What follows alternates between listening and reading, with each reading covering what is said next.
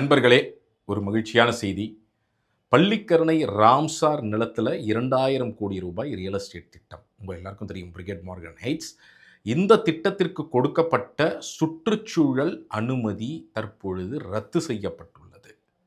பள்ளிக்கரணை சதுப்பு நிலத்தை பாதுகாப்பதில் இது ஒரு மிக மிக முக்கியமான ஒரு வெற்றி அப்படின்னு நம்ம சொல்லலாம்.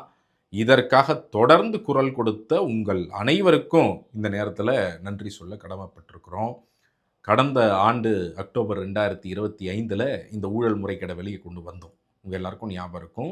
அந்த பள்ளிக்கரணை ராம்சார் என்பது சர்வதேச அளவில் ஈரநிலங்களை பாதுகாப்பதற்காக போடப்படக்கூடிய ஒரு ஒப்பந்தம். அதாவது இங்கேருந்து நம்ம அரசு அங்கே அனுப்பி, நாங்கள் இந்த எல்லைக்குள்ள பள்ளிக்கரணை 1247 ஹெக்டர் இந்த எல்லைக்குள்ளே எந்த விதமான கட்டுமானங்களும் நாங்கள் மேற்கொள்ள மாட்டோம் என்று சர்வதேச அளவில் சொன்னது மட்டும் இல்லாமல், நம்மளுடைய சட்டங்கள் வெட்லேண்ட் கன்சர்வேஷன் அண்ட் மேனேஜ்மெண்ட் ரூல்ஸ்லையும் அதற்காக சட்டம் போடப்பட்டு இருக்கிறது.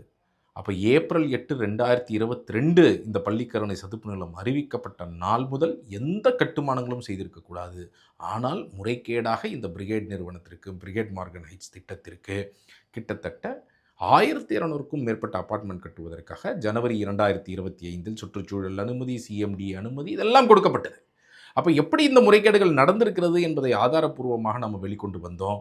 தொடர்ந்து கேள்விகளை நீங்கள்லாம் இன்ஃபேக்ட் மீடியாவில் அது பெருசாக வரத்துக்கு முன்னாடி பிரிண்ட் மீடியா சில பேர் சப்போர்ட் பண்ணாங்க. விஷுவல் மீடியாவில் அந்தளவுக்கு சப்போர்ட் நமக்கு கிடைக்காவிட்டாலும் நம்ம என்ன பண்ணோம் அப்படின்னு சொன்னால், அதற்கு பிறகு மக்களுடைய அழுத்தம், சோஷியல் மீடியாவுடைய அழுத்தம் ஒரு மிகப்பெரிய இதை ஸ்ப்ரெட் பண்ணுறதுக்கு, மக்களிடையே இந்த பிரச்சனையை எடுத்துக்கொண்டு போவதற்கு, இவ்வளவு பெரிய முறைகேடு நடந்ததை ஒரு விழிப்புணர்வு ஏற்படுத்துவதற்கு மிகப்பெரிய அளவில் உதவிச்சு. நாங்கள் உயர்நீதிமன்றத்துக்கும் போனோம். உயர்நீதிமன்றம் என்ன சொன்னாங்கன்னா, முதல்ல உச்சநீதிமன்றத்தில் ஈரநிலங்களில் எந்த கட்டுமானமும் இருக்கக்கூடாதுங்கிற தடையை வைத்து இவர்களும் தடை கொடுத்தார்கள். அதற்கு பிறகு ஆனால் உச்சநீதிமன்றத்தில் இப்படி ஒரு வழக்கு, வெட்லாண்ட்ஸ் இந்தியா ஃபுல்லாக இருக்கிற வெட்லாண்ட்ஸ்க்கு ஒரு வழக்கு இருக்கும்போது நாம் எப்படி தொடர்ந்து விசாரிக்க முடியும்? அது உச்சநீதிமன்றம் தான் விசாரிக்க வேண்டும். அப்போ நீங்கள் அப்ராப்ரியேட் அத்தாரிட்டி, எதர் கவர்மெண்ட் இல்லை உச்சநீதிமன்றத்துக்கு தான் போகணும் அப்படின்னு சொல்லி அந்த வழக்கை மெரிட்குள்ளே போகாமல் முடிச்சு வச்சாங்க. பிறகு நம்ம புதிய அரசாங்கம் ஃபார்ம் ஆகுது அப்படின்னும் போது நம்ம மீண்டும் புதிய அரசாங்கத்துக்கிட்ட ட்ரை பண்ணுவோம். தொடர்ந்து முயற்சிகளை மேற்கொண்டோம். இப்பொழுது என்ன தெரிய வந்திருக்கு? மே 8, 2026, அதாவது மே 7 மாடல் கோட் ஆஃப் கண்டக்ட் விலகுது.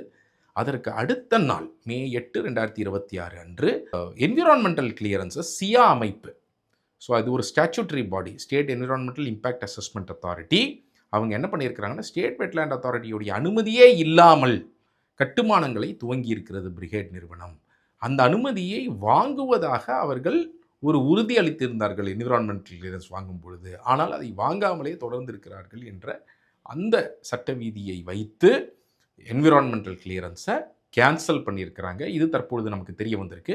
கடந்த வாரம் கூட நம்ம சிஎம்டிஏ அனுமதியை ரத்து செய்ய வேண்டும் என்று சிஎம்டிஏ துறைக்கு மற்றும் மற்ற கன்சர்ன்ட் அத்தாரிட்டிஸ்க்கு முதல் அனைவருக்கும் அனுப்பியிருக்கிறோம். ஸோ இப்போ என்விரான்மெண்டல் கிளியரன்ஸ் கேன்சல் ஆயிடுச்சு அப்படின்னு சொன்னால் ஆட்டோமேட்டிக்காக நெக்ஸ்ட் சிஎம்டிஏ அனுமதியும் ரத்து செய்யப்பட வேண்டும். புதிய அரசாங்கம் அதை உடனடியாக அதற்கான முயற்சிகளை மேற்கொள்ளும் என்று நம்புகிறோம். கட்டுமானம் கடந்த ஒரு மாதத்தில் கூட அப்பப்போ ட்ரில்லிங்லாம் பண்ணிட்டு இருந்தாங்க. அப்போ என்விரான்மெண்டல் கிளியரன்ஸ் கேன்சல் ஆகியும் கூட இந்த மாதிரி வேலைகள்லாம் செஞ்சுருக்கிறாங்க அப்படிங்கிறது ரொம்ப ஆச்சரியமாக இருக்கிறது. எந்த விதமான கட்டுமானமும் அங்கு நடைபெறாமல் பார்த்து கொள்வது ரொம்ப ரொம்ப முக்கியமானது. ஸோ அரசாங்கம் இந்த இடத்தை மீண்டும் ஒரிஜினல் ஃபார்முக்கு கொண்டு வருவது ரொம்ப ரொம்ப முக்கியம். நீங்கள் பார்க்கலாம், அந்த மீண்டும் ஒரு முறை நான் காட்டுற ஸ்க்ரீனில் ஈசி மே 8 அன்று அந்த கேன்சல் செய்யப்பட்ட, ரத்து செய்யப்பட்ட அந்த மினிட்ஸை நாங்கள் உங்கள் ஸ்க்ரீன் முன்னாடி டிஸ்பிளே பண்ணுறோம். அடுத்து ரொம்ப முக்கியமானது, இதில் ப்ரெஷர். நீங்கள் யோசிச்சு பாருங்கள், கவர்மெண்ட் சைடில் பயங்கரமாக ஆக்ட் பண்ணுறதுக்கு அவங்க தப்பாக ப்ரெஸ் ரிலீஸ் எல்லாம் மறைத்தெல்லாம் கடந்த ஆட்சியில் கொடுத்தாங்க, இந்த முறைகேடை மறைப்பதற்கான. ஏன்னா பல்வேறு என்விரான்மெண்டல் டிபார்ட்மெண்ட்லேருந்து நீங்கள் பார்த்தீங்க சொன்னால் சிஎம்டிஏலேருந்து ஃபாரஸ்ட் டிபார்ட்மெண்ட்லேருந்து தப்பாக ரிப்போர்ட் கொடுத்து இந்த அனுமதிகள் எல்லாம் கொடுத்துருந்தாங்க. சேகர் பாபு போன்ற அமைச்சர் சிஎம்டிஏல இருக்கிறாரு. அப்போ அவர்கள் எல்லாம் இந்த கட்டுமானத்துக்கு அனுமதி கொடுத்துருக்குறாங்க. அப்போ இவ்வளவு பெரிய லாபி, ரொம்ப முக்கியமாக பிரிகேட் என்னும் நிறுவனம் மிகப்பெரிய ஒரு ரியல் எஸ்டேட் நிறுவனம். அந்த மார்கன் என்பது எனக்கு சமீபத்தில் தான் எனக்கு தெரிய வருது, அவர்களும் ஒரு மிகப்பெரிய ஆட்கள். இன்ஃபேக்ட் அந்த மார்கனை அந்த லேண்டை வந்து ஓன் பண்ணக்கூடியதாக சொல்லக்கூடாது, அது ஜாயிண்ட் வெஞ்சரில் போட்டிருக்கிறாங்க. மார்கன் அப்படிங்கிற அந்த நிறுவனத்தை ஓன் செய்யக்கூடியது வந்து பாலசுப்ரமணியம் என்ற நபர்.